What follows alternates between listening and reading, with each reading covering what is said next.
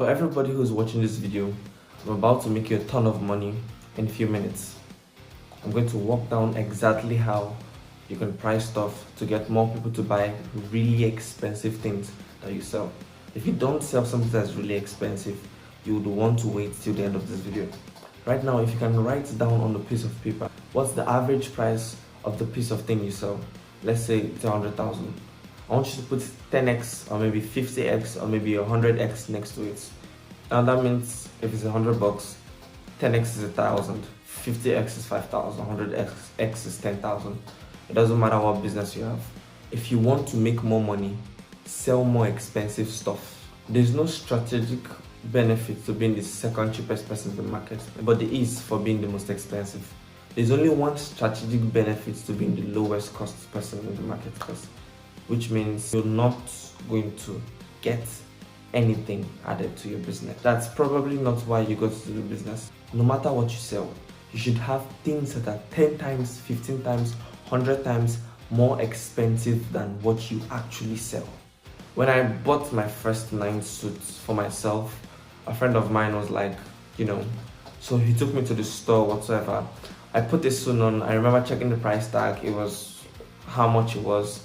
Okay, so actually I did not really have that amount of money, and I was like, so what they did was, when I took the suit out, what they did was that they actually gave me a different suit, which was way cheaper. I mean, up to 90 times cheaper than the initial suit I put on. I was like, okay, I get what's happening. I didn't realize, but they actually price anchored me, but there was like 100% discharge in which they reduced for me. Now, one thing you should understand is this. Some guys will literally see that and I was like, okay, fine, I'm in. And they'll pull out their credit card and they're paying for it. But the thing is actually this. That was not actually the only suit in which they had. They actually had suits in which they were absolutely way cheaper than that suit. Now, one thing you should know is this. You should have things that are actually 10x more than your initial price. You should have things that are actually 100x, 50x more than your initial price. So whoever you're selling it to, if he doesn't want to go for it, then obviously you can come down, to the cheaper ones.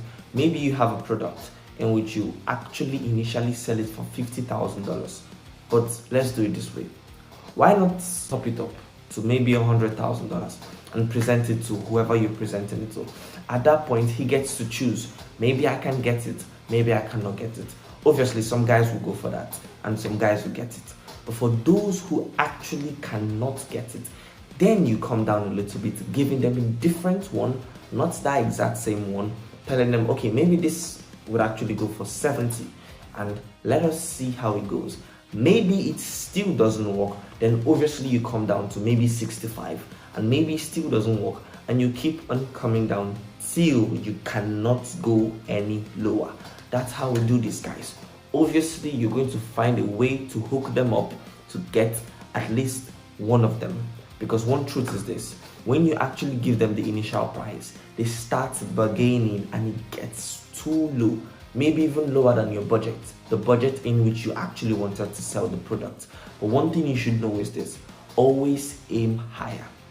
Trust me, write that down. You should always aim higher, because whosoever aims higher would get it and will go higher. Now listen carefully. If I say $1,000 first, and then I come again and say, okay, no, $10,000. You'll be like, whoa, it's huge. But if I say $10,000 first, and I come again and I say $7,000, and I come again and I say $1,000, oh, okay, fine, I pay for it. You see, you actually get your money. And in this case, it sounds like less, but you and I know it's not actually less. Come on, you know the gig, I know the gig. We know how we do our things. And this works in every other situation. Now let's talk about the other side of the equation. Now you've got the anchor and you've got other options of prices. Now how do we organize the other two options? Good questions. I like to use the small, medium, large example to kind of like break this down. So you can use this like small, medium, large, popcorn, small, medium, large, whatsoever. Now let's say you got $10, $5, and you've got this middle price. Now, where you put this middle price indicates which product gets sold the most. A certain percent of people would always buy the cheapest thing because that's who they are, and that's fine. The next people are influenced by the pricing. And now another trick is this. If this is a popcorn, like this is a product in which you want to sell, and it's worth like $9, and now this is another product in which you want to sell and it's worth like $10, and now this is actually 2 times of this. Obviously they're going to go for this because I mean, with just $1 difference, I'm getting 2 times more, in which you know that it's not actually because of $1 difference, because you know that they are not actually going to get this one, but they are going to get this one. You see, it's just a psychology trick. People want more, like we want more, so you can make them get more and you also get more. Always go for the highest point in market. So like I was saying, a popcorn of over $10 and another popcorn 2 times less of $9. Obviously you're going to go for the one of $10 because I mean, it's a great deal. Now let me give you an example. If I were giving you a Ferrari, a brand new Ferrari, and I said it's 10 grand, and I'm walking up to people in the streets and they believe that I was actually going to give them the Ferrari, how hard do you think it would be for them to come up with 10 grand? What would they do? They'll call up friends, they'll call up family, they'll take out their credit cards, they'll do everything. Why? Because they know it's worth more than 10 grand. Whenever you're selling something expensive, the reason someone is not buying it is because they do not understand the value. Because if they understand the value and they believe that you're giving them a Ferrari, they will find a way to get the money. I want to banish this whole concept of like they cannot afford it. Everyone can afford everything if they believe the value is there. Trust me, it's not because we're giving cheap stuff away. We want the value relative to the price to be a huge bargain. When you're coming up with the stuff you want to sell, the first thing I want everybody to do, 10x, 50x, 100x, pick one and figure out what you have to feel to make it worth that. They are getting a Ferrari for 10 grand, and that's how you get people to say yes over and over again. I know it sounds stupid, but that's just the only way you can do it. And another thing you should know is people are willing to spend more when they see the value. The other benefit of having a huge pricing is that whales will buy, people will buy. 7% of population which will always buy the cheap things, that's who they are. And there are actually other population of people that would actually buy the most expensive things. It does not hurt you to have something super expensive. I mean, sometimes bring up your value and be surprised when you do. If you did not get a gasp for the price, it means you did not go high. You want that gasp, which shows that you've broken the rubber band of pricing that they associate with what they expected your product to be priced at.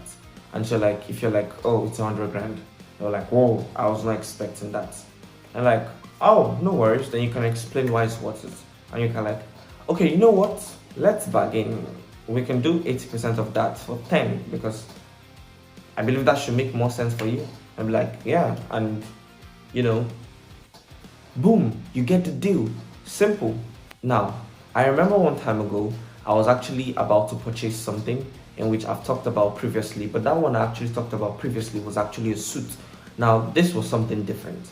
This was actually a shoe, and oh my god, I remember the experience that day. Actually, I had a price in mind in which I was expecting it would go for that price. But I got there and I had something over 5 times more expensive than that price. And at that point in time, the only thing in my head was to walk out of the store. But I just had to buy something. And after a little bargain, okay, she dropped it. And she dropped it. And she dropped it. But it was still more than what I actually expected. And guess what? I just had to pay. I mean, they had to hook me up. I had no option. I just had to pay. And I believe, I know, I mean, I feel, let me put it that way, I was actually cheated. I mean, I feel I actually paid more for the product. So that is one thing you should know. Always aim higher. Trust me. Don't spare anybody. Don't spare anything. You should aim higher. And if you aim higher, you'll get in higher. Now, obviously, I know, like I said, you should always aim higher. But always remember, it's not about you, but it's actually about them. Take for example, sometimes a product in which you'd actually want to give to a person, it varies. You may actually want to add 10% for this product to this person, and that same product you'd actually want to add 100% for another person. Now it works like this. Maybe I want to have a product delivered to Coca-Cola, or maybe Apple, or maybe Amazon, or maybe whatsoever. Now these are companies in which I know can actually pay more. And if this product costs $50,000, I can actually 10x it. I mean $500,000. There's nothing literally wrong for that. And this exact same product, if I would want to give a local company or maybe an individual, I mean, I'm obviously going to drop it. It's not really going to be up to $500,000. Now that is one thing you should know. 10x, 50x, 100x, you should know who actually is going to work for. It may not necessarily work for everybody. And also, you should actually surround yourself with people who are willing to pay you, not people who are willing to take from you, but those who are willing to pay you. So guys, always remember 10x, 50x, and 100x. Like I would always say, the best time to start is 20 years ago. The second best time to start is now.